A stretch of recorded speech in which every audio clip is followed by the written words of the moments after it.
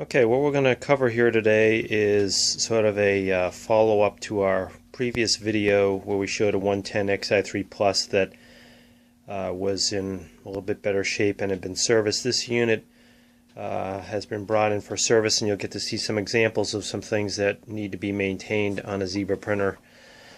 First of all, you can see some of the plastic cosmetic pieces are gone on this unit just from wear and tear and general abuse. But so a couple things here. You can see this printhead is going to need replacing. It's got some wear shown along the brown section of the line of where the printhead is.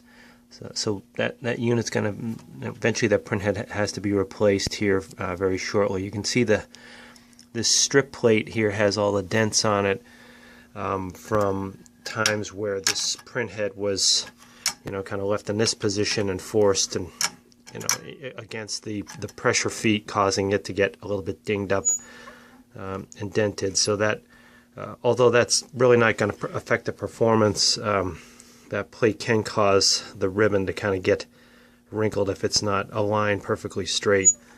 Here you can see the Platen roller. I'm trying to zoom in for you here, but that Platen roller, you can see it has a ridge in the middle, and it's somewhat cone-shaped as you go to the left there. So the Platen roller is going to need replacing.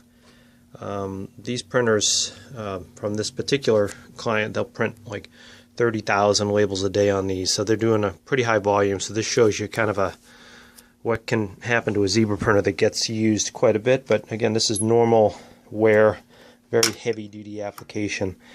You can see from just years of the pressure feet closing, just it's worn off the paint on the top part of the print head mechanism.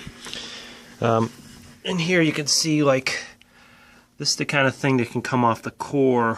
When you're doing a large volume of labels, you'll get the sort of the paper dust just grinding right off of the the paper cores that the labels come on. So that can travel down the label path and get onto the printhead and cause extra wear on the printhead as well. So it's important to keep these printers clean on high volume applications. Here, I'll try to get in here and show you some label material that's stuck in the sensor area. You can see, the sensor underneath here. See if I can get us a good shot of that.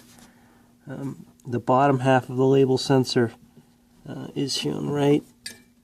There's the bottom half of the label sensor, and then this is the upper half. And if label material gets stuck on that surface, you won't be able to get the printer to calibrate.